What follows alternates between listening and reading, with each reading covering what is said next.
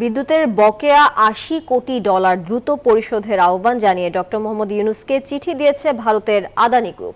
এদিকে সরকারের কাছে বিদ্যুৎ বাবদ ২০০ কোটি টাকা পাওনা থাকার কথাও স্মরণ করিয়ে দিয়েছে ত্রিপুরা রাজ্য সরকার।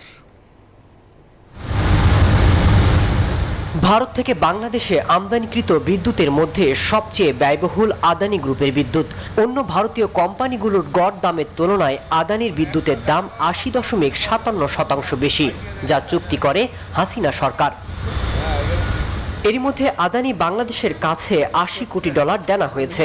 এর মধ্যে ৪৯ কোটি ২০ লাখ ডলার পরিশোধে বিলম্বিত হয়েছে।